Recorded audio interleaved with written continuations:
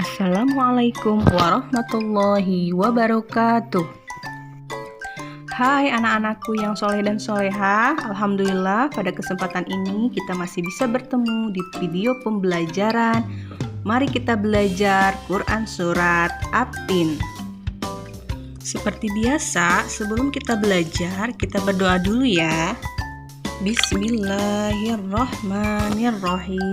Rabbi zidni ilman warzuqni fahman waj'alni minas sholihin. Yuk simak baik-baik ya. Surat At-Tin merupakan surat yang ke-95, terdiri dari 8 ayat, termasuk golongan surat Makkiyah, karena diturunkan di Mekah sebelum Nabi hijrah ke Madinah.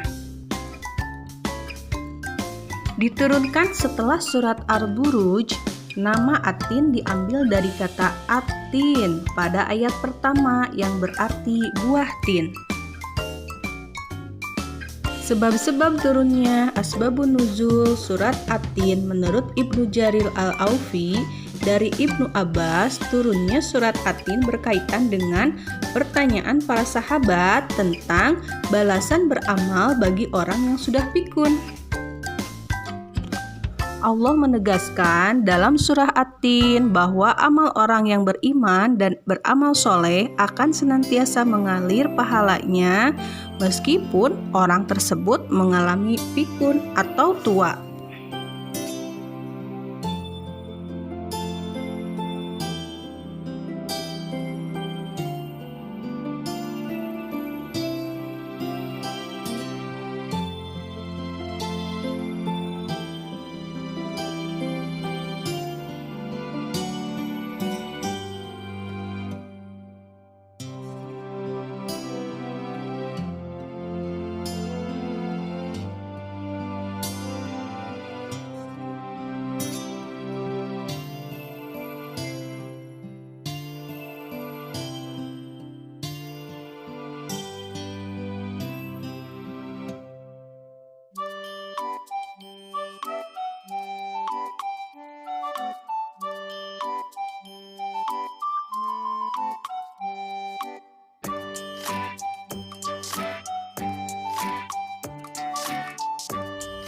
Ayat pertama, tin adalah buah yang enak dan lembut serta cepat dicerna.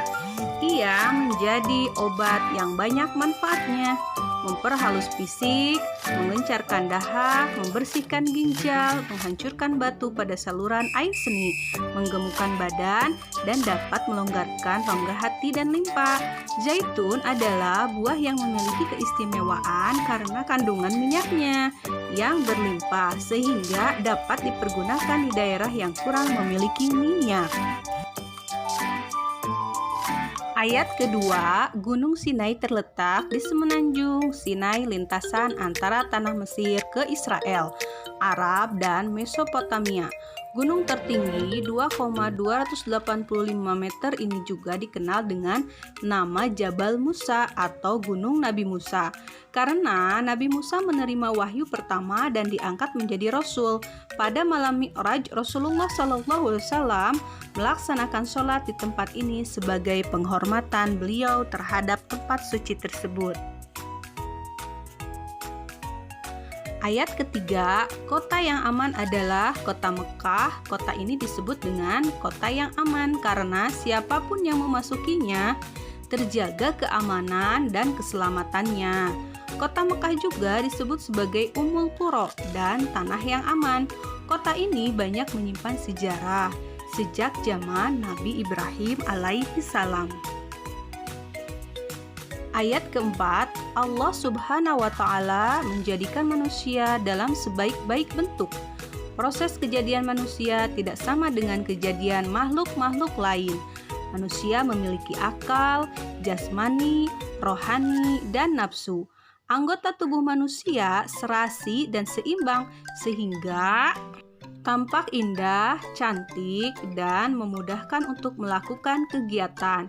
Sedangkan hewan hanya memiliki jasmani dan nafsu saja. Manusia harus mampu menjaga keseimbangan yang dimilikinya agar supaya menjadi mulia. Apabila manusia mengutamakan nafsunya, maka ia turun derajatnya seperti hewan. Selain rohani, manusia dibekali dengan akal pikiran agar supaya dapat membedakan yang baik dan yang buruk. Ayat kelima, Allah Subhanahu wa Ta'ala mengingatkan manusia, sekalipun mereka sempurna, tetapi dapat turun derajatnya menjadi hina karena pengetahuan, sikap, dan perilakunya apabila telah keluar dari aturan yang telah ditetapkan oleh Allah Subhanahu wa Ta'ala melalui Rasul-Nya. Ayat ke-6, orang-orang yang tidak pernah hina adalah mereka yang beriman dan melaksanakan amal salih. Orang yang demikian itu akan selamat dari kehinaan dunia dan akhirat.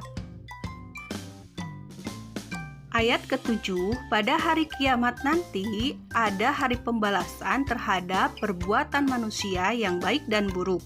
Manusia seharusnya tidak meragukan adanya hari pembalasan, karena Allah Subhanahu wa Ta'ala sudah menunjukkan bukti-buktinya.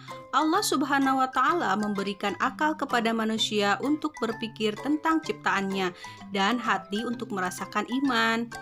Pertanyaan Allah Subhanahu wa Ta'ala itu untuk mengingatkan adanya hari kiamat agar manusia tidak lupa dan lalai sehingga terjerumus dalam dosa dan kehinaan.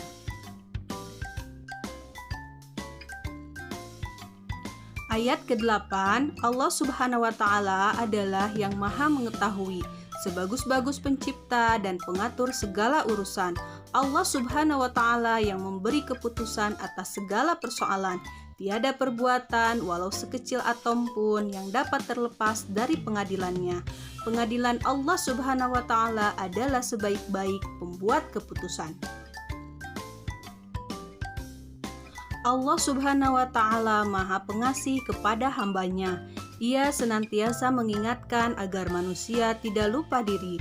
Jika ternyata manusia masih melakukan dosa, maka karena keadilannya manusia akan menanggung akibat dan pembalasan atas dosanya itu. Allah Subhanahu wa Ta'ala juga telah menyiapkan kenikmatan bagi orang yang menjalankan syariat-Nya. Demikianlah anak-anakku penjelasan tentang surah At-Tin dan kandungannya. Terima kasih sudah menyimak dengan baik. Jangan lupa selalu berdoa dan sholat 5 waktunya. Wassalamualaikum warahmatullahi wabarakatuh.